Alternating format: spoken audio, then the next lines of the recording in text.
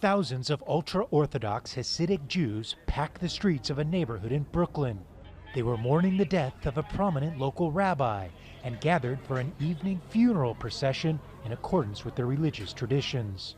With New York the epicenter of the COVID-19 pandemic in America and strict stay-at-home orders in place, the police were called and gave numerous warnings to disperse before breaking up the gathering, something the police commissioner defended on Wednesday.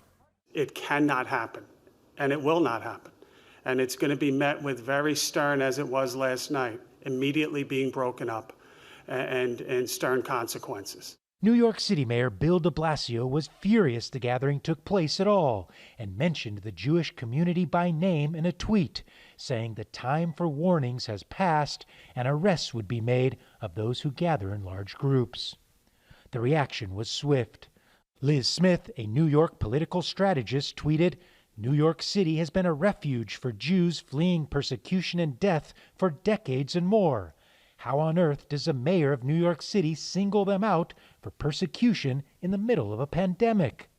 Others called on the mayor to apologize, with some going so far as to say he should step down and calling him anti-Semitic, arguing that he unfairly singled out all Jews.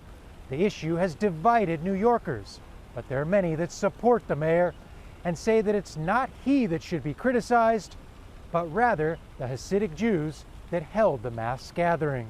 This New Yorker tweeting, "No one is prosecuting them, but they need to follow medical and health guidelines. This is for not only their protection, but the protection of others. It's ridiculous and irresponsible to give them or anyone else a pass during this pandemic.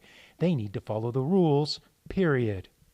On Wednesday, the mayor said he was not trying to single out the Jewish community, but didn't back down from his criticism. Members of the Jewish community were putting each other in danger. They were putting our police officers in danger. Now, if I see it in any other community, I'll call that out equally.